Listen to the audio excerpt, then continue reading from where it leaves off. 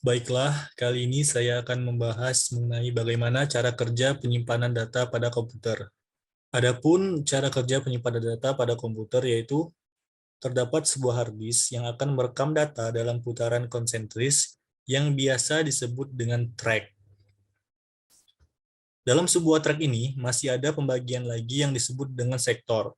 Masing-masing track dalam sebuah disk bisa diibaratkan sebuah buku tempat Anda menyimpan tulisan yang tertata rapi dalam sebuah disk. Kalau sistem operasi membutuhkan file yang terletak dalam track dan sektor tertentu, maka permintaan tersebut akan diteruskan lewat lengan pengendali head ke posisi track dan sektor tertentu di mana data disimpan.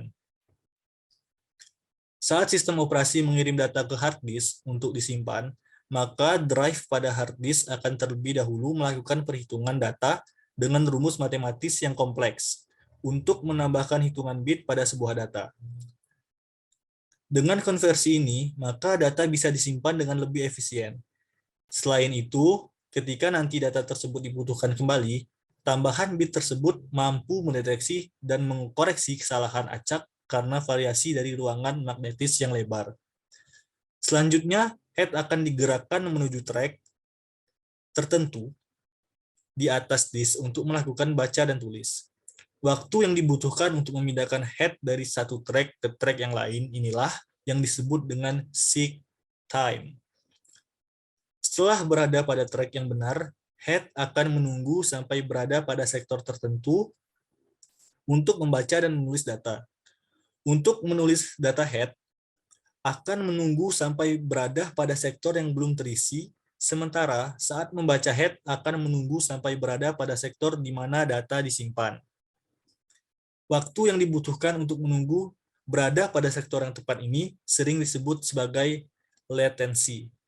Semakin kecil nilai seek time dan latency, maka akan semakin tinggi kinerja sebuah hard disk.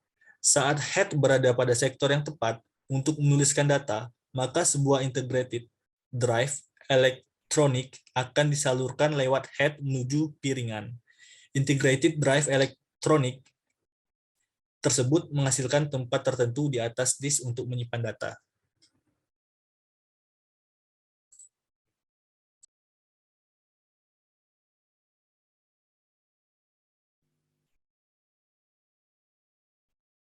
Baik, di sini saya akan menjelaskan bagaimana cara yang aman dalam menyimpan data di komputer atau laptop agar tidak hilang.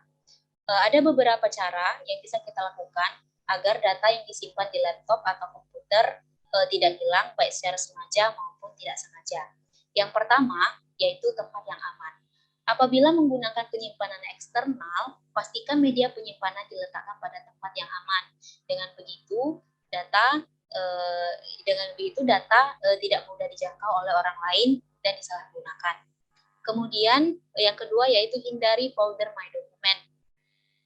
Apabila bagi pengguna Windows, hindari menyimpan data di folder My Document. Folder ini ada di drive C.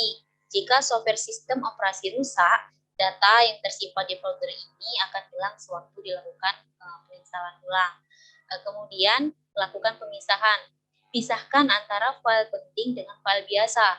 Hal ini untuk mengamankan data agar terhindar dari penghapusan yang tidak disengaja. Kemudian, hindari folder labirin. Hindari menyimpan folder menggunakan sistem folder labirin, artinya terlalu banyak folder di dalam folder, hingga kurang efektif apabila menyimpan data yang sering kita gunakan, dan tidak menutup kemungkinan data tersebut tidak sengaja kehapus karena letak filenya terlalu jauh dalam suatu folder. Kemudian selanjutnya yaitu sembunyikan file. Sembunyikan file yang atau berkas yang sifatnya privasi atau pribadi. Kemudian yang keenam yaitu terapkan password. Pada data-data penting dapat disimpan dalam bentuk RAR atau zip yang dilengkapi dengan password sehingga keamanan datanya lebih terjamin. Yang selanjutnya yaitu penguncian BitLocker. Bagi pengguna Windows, diusahakan yaitu melakukan penguncian drive memakai BitLocker, yaitu di mana kita nanti saat membuka drive itu memerlukan password yang hanya diketahui oleh diri kita sendiri. Selanjutnya yaitu berikan password pada Windows atau password pada Windows. Nah, cara ini untuk melakukan pencegahan data dan program dibuka oleh orang lain. Yang terakhir yaitu lakukan backup secara berkala. File yang bersifat penting pada sistem penyimpanan awan seperti Google Drive, Megafile, Up2Box, Microsoft OneDrive, dan lain-lain. Baiklah, terakhir kita akan membahas tentang apa saja tantangan sistem manajemen penyimpanan data pada era Big Data saat ini. Karena peningkatan besar-besaran di dalam Big Data dan sifat heterogen dari data aplikasi, salah satu yang merupakan tantangan dari Big Data efektif adalah bagaimana mengelola petabyte atau PB data yang dihasilkan setiap hari. Manajemen penyimpanan mencakup teknologi dari proses organisasi untuk meningkatkan data kinerja penyimpanan. Data besar membutuhkan teknologi yang efisien dalam memproses sejumlah besar data dalam kerangka waktu yang dapat diterima. Berbagai macam teknik dan teknologi telah dikembangkan dan diadaptasi untuk memanipulasi, menganalisis, dan memvisualisasikan data besar. Sebuah perusahaan besar seperti Google, Flickr, Yahoo, dan Facebook menjalankan sebuah skala data yang cukup besar untuk menjalankan sebuah operasional perusahaan. Sebagai contoh, YouTube sendiri menerima lebih dari 1,8 miliar pengguna untuk registrasi. Sedangkan untuk pengguna harian, YouTube akan menonton sampai 5 miliar unik setiap hari. Dengan data tersebut, bisa ditarik kesimpulan bahwa media penyimpanan sangat diperlukan mengingat pengguna akan terus meningkat setiap harinya.